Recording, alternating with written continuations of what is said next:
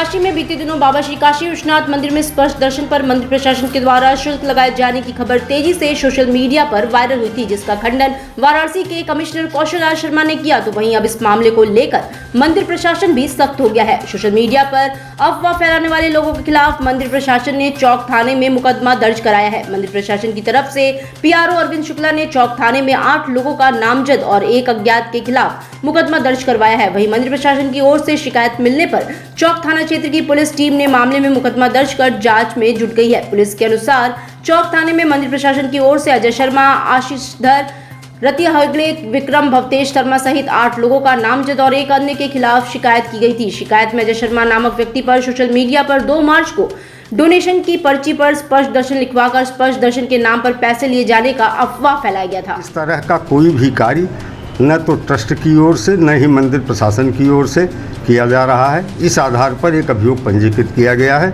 निष्पक्षता पूर्वक उसकी विवेचना कराई जा रही है। जो दोषी होंगे वैधानिक कार्रवाई सुनिश्चित की जाएगी। इसके पहले भी कई बार मंदिर को लेकर के कई चीज़ें वायरल की गई हैं, तो इसमें जो है क्लियर कट पे 8 लोग तो एक तरह से मतलब सामने आ चुके हैं, एक अज्ञात हैं।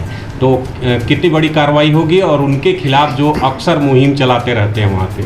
देखिए, ये कतिपय लोग जिनके अपने निजी हित उससे जुड़े हुए थे, उनके द्वारा बीच बीच में मंदिर ट्रस्ट और मंदिर परिषद के विरुद्ध इस तरह के षड्यंत्रकारी कार्य करने की बात प्रकाश में आई है और उसी आधार पर अभियोग पंजीकृत किया गया है। हम निष्पक्षतापूर्वक इसकी जाँच करा रहे हैं और दोषियों के विरुद्ध कड़ी वैधानिक कार्रवाई सुनिश्चित होगी। चौधरी चरण सिंह बस अड्डे पर बुधवार को सैकड़ों की संख्या में पहुंचे रोडवेज कर्मचारियों ने चक्का जाम कर दिया। अपने लंबित मांगों को पूरा करने की मांग को लेकर कर्मचारियों ने संगठनों के आह्वान पर रास्ता रोको आंदोलन के तहत चक्का जाम कर सड़क पर बैठ गए। प्रदर्शन कर रहे कर्मचारियों ने परिवहन विभाग के खिलाफ नारेबाजी करते हुए अपनी मांगों को पूरा करने की मांग की। मौके पर पहुंची सिगरा थाना क्षेत्र की पुलिस टीम को चक्का जाम को समाप्त करवाने के लिए कड़ी मशक्कत करनी पड़ी। इस दौरान करीब 1 घंटे तक क्षेत्र की यातायात व्यवस्था प्रभावित रही।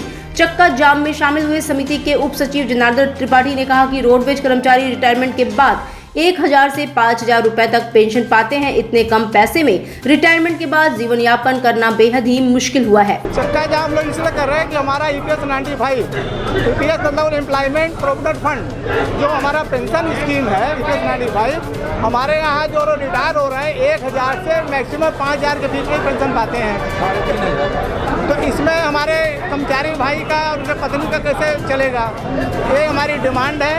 जो हमारे सर्वोच्च न्यायालय ने जजमेंट दिया है 5 न्यायाधीशों ने कि EPS 95 बहुत कम पेंशन है, तो उसको लागू किया जाए। प्रदेश के ऊर्जा मंत्री अरविंद कुमार शर्मा एवं विद्युत कर्मचारी संयुक्त संघर्ष समिति के बीच हुई वार्ता बेनतीजा होने के बाद कर्मचारी निराश हुए हैं। इसके बाद उन्होंने आंदोलन की यथावत जारी रखने का फैसला कर लिया है। इसके साथ ही कर्मचारियों ने बुधवार से कार्य बहिष्कार आंदोलन शुरू कर दिया। संयुक्त संघर्ष समिति के बैनर तले प्रदेश के समस्त जिलों की भांति बनारस में भी बिजली कर्मी सुबह 10 बजे तक सभी बंद लाइनों को चालू कर भिखारीपुर स्थित प्रबंधक निदेशक कार्यालय पर कार्य बहिष्कार सभा में शामिल हुए। इस दौरान कर्मचारियों ने 3 दिसंबर के समझौतों को लागू करने के लिए आवाज बुलंद की। संघर्ष समिति के मीडिया प्रभारी अंकुर पांडे ने बताया कि 16 मार्च की रात्रि 10 बजे से 72 घंटे की सांकेतिक हड़ताल होगी। इससे उत्पन्न होने वाली किसी भी परिस्थिति का संपूर्ण उत्तरदायित्व शीर्ष ऊर्जा प्रबंधन का होगा। ये कैसी सरकार है, कैसा हमारा देश हो गया है, कैसे हमारे राजनीति करने वाले नेताओं की नीति हो गई है। वार्ता तो करते हैं। G20 सम्मेलन के मद्देनजर करौंदी चौराहे से नुआव बाईपास तक एक बेहतर सड़क बनाने का कार्य शुरू हो चुका है। इस मार्ग को अंतर्राष्ट्रीय मानक के अनुरूप बनाया जा रहा है। ये कार्य MK कंस्ट्रक्शन कंपनी द्वारा कराई जा रही है।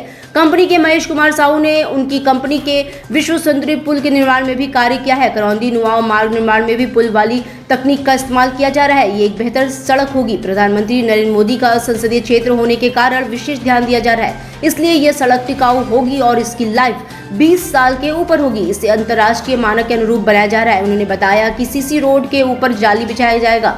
सड़क पर जगह जगह ब्रेकर दिए जा रहे हैं जिससे फिसलन की स्थिति ना हो। इस मार्ग की खासियत ये होगी कि इसे कहीं से तोड़कर फिर उसी तरह बनाया जा सकता है। ये काम सर मिला हुआ है हमारा 3200 स्क्वायर लंबा मीटर मिला है, 3200 मीटर मिला हुआ है काम।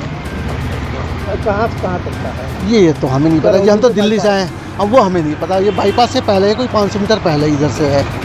क्या खास होने वाला है आपके काम में मोदी जी का ये क्षेत्र? सर ऐसा है, आपने काम बहुत देखे होंगे, मगर ये काम जो है ये स्पेशल काम है। ये काम जो है 2-4 साल में ख़राब होने वाला नहीं है, कम से कम 15 साल 20 साल ये काम हमारा लाइफ रहता है इसका। धर्म की नगरी काशी में लगातार ट्रेनों और रोडवेज में बढ़ रहे यात्रियों को देखते हुए सरकार यात्री सुविधा को बढ़ाने में लगी हुई है। वाराणसी के चौधरी चरण सिंह बस अड्डे से यात्रा करने वाले यात्रियों को गर्मी के मौसम में अनेक सुविधाओं को दिए जाने की कवायद चल रही है। ऐसे में परिवहन निगम द्वारा जनरत बसों में यात्रा करने वाले यात्रियों का स्वागत रेड कारपेट पर करने वाली है। इसके लिए जनरत बसों में रीमॉडलिंग करवाई जा रही है। यात्रियों को भीषण गर्मी से बचाने के लिए बसों के फ्लोर पर रेड कारपेट बिछाया जाएगा। आगामी अप्रैल, मई और जून में भीषण गर्मी के आसार है। ऐसे में बसों में सफर करने वाले यात्रियों को ज्यादा परेशानी न हो, इसके लिए परिवहन विभाग तैयारी में जुटी हुई है। निर्देशक ने किया। अब हम लोग इसको चाहते हैं कि और मॉडिफाई करते हुए जनरल की जो बेसिक एम्यूनिटीज़ है उसको और बढ़ाया जाए, जिसमें हम लोग अच्छी एसी सर्विसेज के साथ साथ उनको रेड कारपेट में क्लीननेस, हाइजीन फैक्टर्स को देखते हुए हाइजीन को, उसके अच्छे दुरुस्त पंखे लगे हों, जो है जो पेन होल्डर्स हैं, लाइट सिस्टम है वो अच्छा हो, बस कंडीशन की बॉडी कंडीशन अच्छी हो, पेंटिंग अच्छी हो, उनके अंदर की जो सुविधाएं हैं बेसिक, जो पैसेंजर के साथ बिहेवियर है ड्राइवर्स कंडक्टर का वो बहुत उच्चतम हो, जो कस्टमर्स का फीडबैक है उसको अच्छी तरीके से लिया जाए, उस पर फीडबैक बुक रखी जाए।